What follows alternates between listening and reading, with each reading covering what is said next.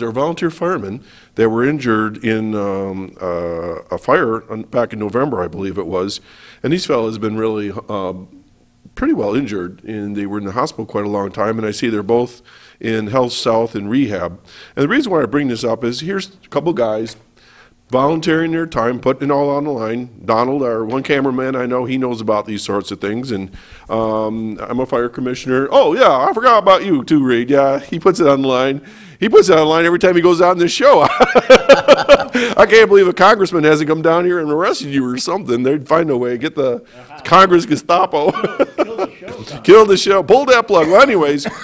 The reason why I bring this up, because I know these guys personally, and the fact that they're volunteers in this county. I mean, we talk about the economy and everything, and who's not taking care of us, how things are being cut all around us. But the thing is, folks, is that it's us that's got to take care of us. And here's two guys that put it out there, got really injured. And on January 29th, a Sunday in Lakewood Legion, and I'll mention this again next week, and maybe we can do this until this app actually happens, from 1 to 7, there's going to be a benefit. There's going to be some music. What's that? I got a message. You got a message. Okay, well, I'll leave this with us. They're going to have a buffet luncheon. There's live music. There's a Chinese auction, live prize raffles, and so forth. But have a zoom in on that. Oh, I'll see if I can. Yeah, all right, let's try it. Hold on. Okay, let's try this. See what we can do this. Maybe I can. All right, he's going to zoom in on this. I don't know. Oh, there he goes. All right, let's see. Right over. I see. That's Adam, and over here is David. That's when they were in the hospital at the time, but I know they sustained some pretty good injuries, and I hope that folks out that way are picking up the show this week. The benefit is for these guys and their families. I know Adam has, I think, 5 children I was reading.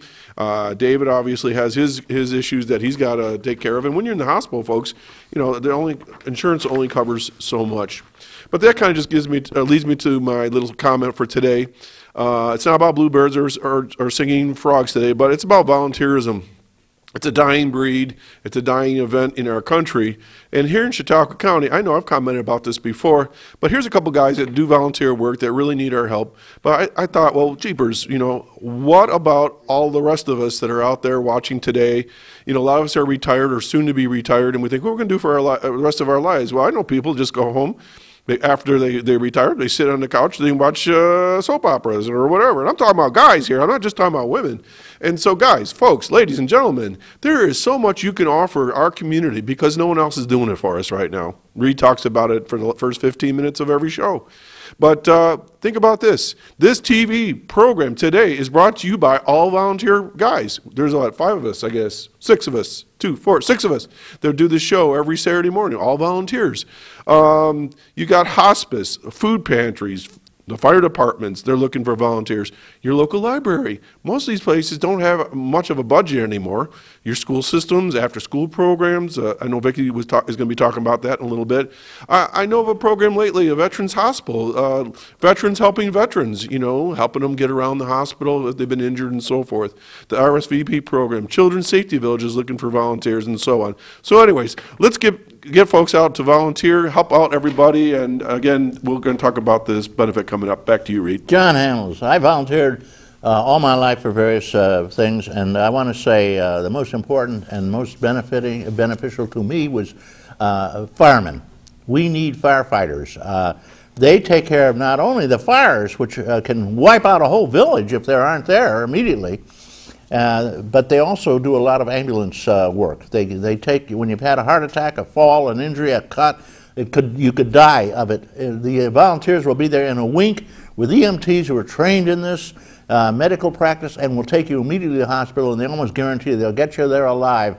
And let's hope that we volunteer for our fire departments. More and more people are needed, and in the meantime, the fire departments are losing many of their people due to just age. A lot of them are leaving because they are too old to be a firefighter, and we don't have new people coming in because the economy is set up in such a way that you're now a wage slave. You've got to work 2 or 3 jobs, and your wife takes one too to make a living. When it used to be, you could support a family on a 9-to-5 job. That's major changes. Again, the giant corporations are taking care of themselves, but not of the poor guy who's out there working. So join your fire department. Go down to your local fire department and say, count me in. Many of them have a help wanted sign. out front. Another thing They need people. Wait a minute, Vicki. Oh, I'll give you a whole half hour. Vicki Westling is our guest today. She's an author, and she's going to talk a lot about children and important things, your grandchildren, and she's also going to talk about seniors. In the meantime, join RSVP, which is a volunteers association of seniors who have retired. Again, very important. Sign up for something. You can cook in your local food, there are community restaurants. Westfield has one, for instance, and so does Dunkirk. Help out. Give a help. Give a hand. The government's not going to help you anymore. As a matter of fact, they're cutting back on all these things. Used to get cheese. Forget it. All right, at any rate, enough said. My guest doesn't think she's ever going to get on. She's right. I'm just going to talk today. No, she doesn't think she's going to get on. Vicki, good morning. Good morning. Vicki Westling is a prominent author of children's books. She's a resident here in Chautauqua County, and she's doing a heck of a job. And she is campaigning herself, doing a lot of good for the schools, for the children, and doing also for seniors, I might add. So anyway, where'd you come from, Vicki? Tell us a little of your background. Okay, well, I was born in Terre Haute, Indiana. I grew up with a family of 1 brother and 5 sisters. Wow. Yeah, big family. My father was a preacher and traveled all over the country, so we lived in many places. Basically, grew up in Florida, where that was considered to be my home. I met my husband in 1976, and we've been, you talk about people being married for long periods of time. Right. So we've been married for, we'll be 33 years this year, so that's pretty phenomenal. But I want to go back to one thing you said before I start talking about me and what I've done, is the volunteering. You know, I volunteer at the hospital in Dunkirk, and they need volunteers. They need, you know, when somebody is lying in bed and they're very, very ill, it's just a smiling face is very important. The other thing that's so important is that the residents, the Chautauqua County Home, those residents could use additional help, additional laughter, people to help feed them, people to help move them around. Or in any skilled nursing center, Absolutely. Any of them, they're all over the county. Absolutely. We talk about our seniors and we've forgotten them. So many times we've forgotten our seniors, very much the way that we've taught our children to forget about our seniors. You know, the children grow up and they hear us say things like, oh, well, they don't matter, well, they're just old, well, they're forgetful, and that becomes ingrained in them.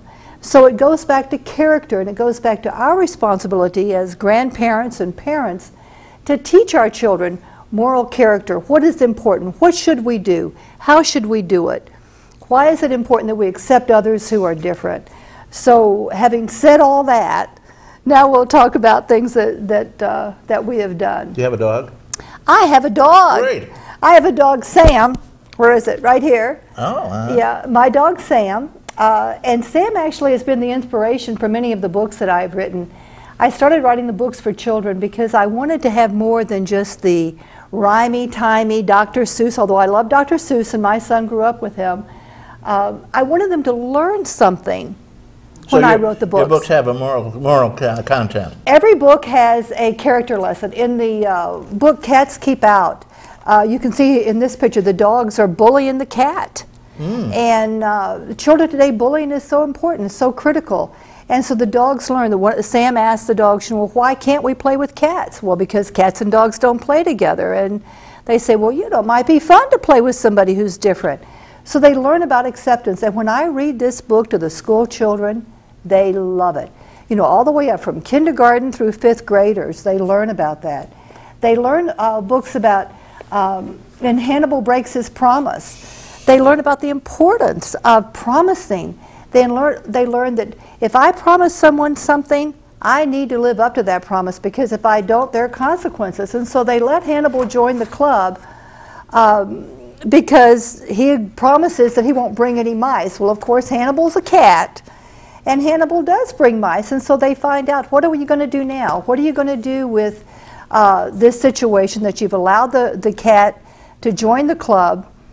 And now he's broken his promise. Well, so what did they do to him? Well, they put him on probation. Well, that's not nothing. Did they slap his wrist or something? They do. They kick him out of the club, and they put it for a month. He has to be out of the club, and he has to come back, and he can't bring any more mice.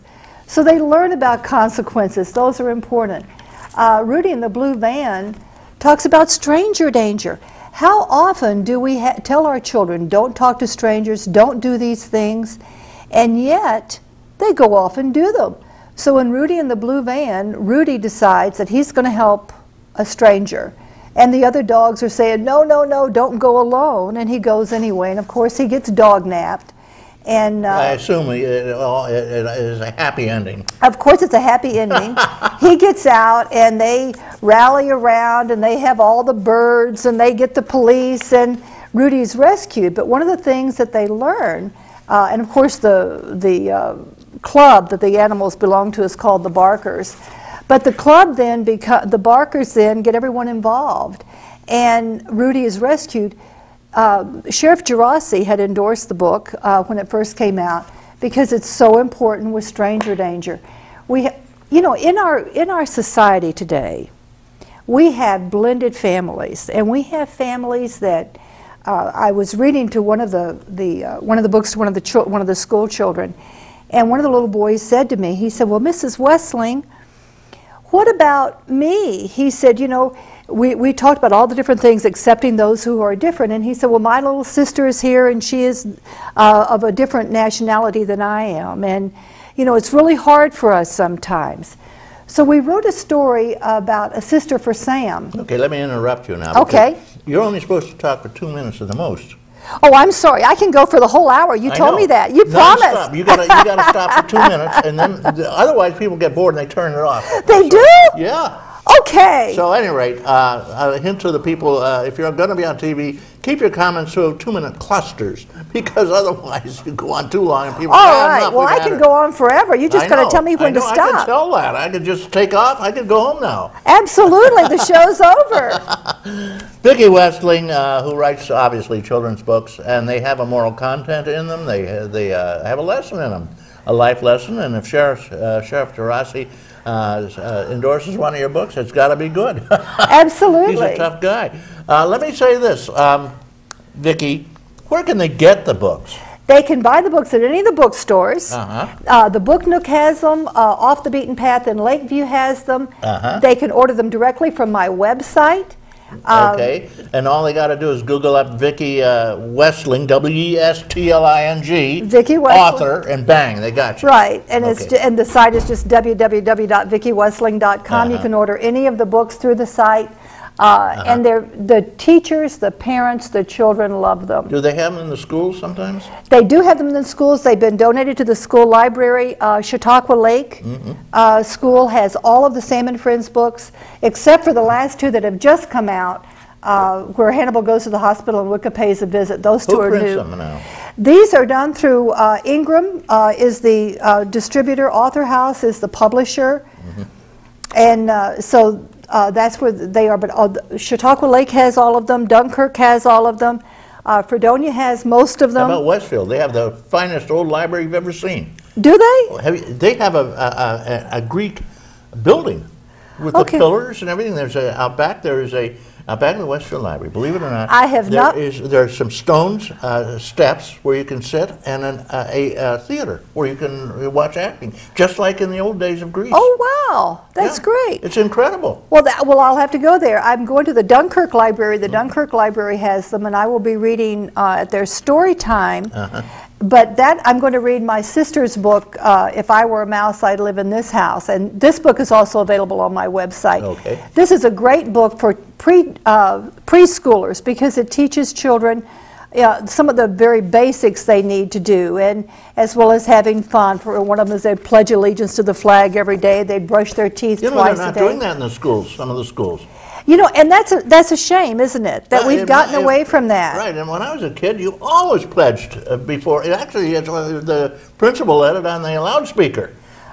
Or one of the kids, you know. Yeah. And suddenly, I can't imagine starting a class without the pledge. Well, one of the other things that kids don't do these days is they don't brush their teeth in the mornings before they go to school. They don't brush their teeth at night, and you see all the little decay in the cavities. And that's right, and they eat a lot of candy. And they eat a lot of candy. So this is really good. This little book is really awesome. It really helps with the kids. Tells them to brush their teeth. It tells them to brush their teeth. Well, it's good. It says if I were a mouse, I'd remember to flush the toilet and wash my hands. Good idea. Wash a ring out of the bathtub. Yeah, you know, this is my favorite. I'd put buttons on my shoes and roller skate across the kitchen floor. When I read this story to the children, to the little